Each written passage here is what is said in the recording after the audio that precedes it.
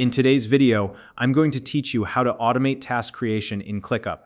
ClickUp is a powerful productivity platform that helps teams stay organized and efficient. One of its standout features is automation, which can save you time and reduce manual work by handling repetitive tasks for you.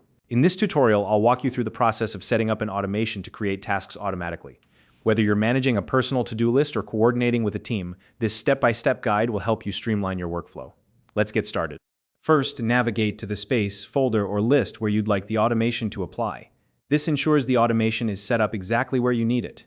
Once you're in the right location, look to the upper right corner of your screen and click on the Automate button, or you can select the lightning bolt icon. This will open the Automations menu, where all your automation options are located. Next, click on Create Automation to start building a new automation. At this point, you'll have two options. You can either select a pre-built template for a quick and easy setup, or you can choose to build a custom automation if you have specific requirements. For instance, the templates are great if you're looking for commonly used automations, but if you need something tailored to your exact needs, the custom option gives you full control. Once you've made your choice, it's time to configure the trigger. This is the when this happens part of the automation. You'll select an event that will activate your automation, such as when a task's status changes, when a new task is created, or when a subtask is added. This trigger acts as the starting point for your automation. To make your trigger even more precise, you can add additional criteria.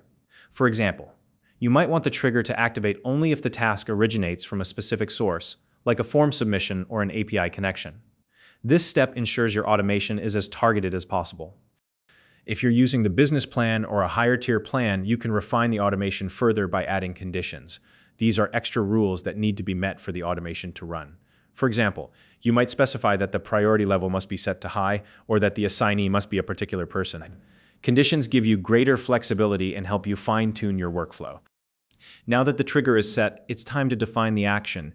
In the Then Do This Action section, you'll choose what the automation does once it's triggered. For this tutorial, we'll focus on creating a task or a subtask. When setting up the action, you'll need to provide the task name, choose the destination list where the task should appear, and assign other details like the responsible person, due date, and any additional fields. This step allows you to fully customize the tasks that will be created automatically.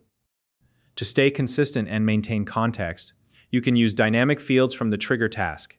These fields pull in information from the event that activated the automation, making your tasks more relevant and personalized. For example, you could include the name of the originating task or the person who created it.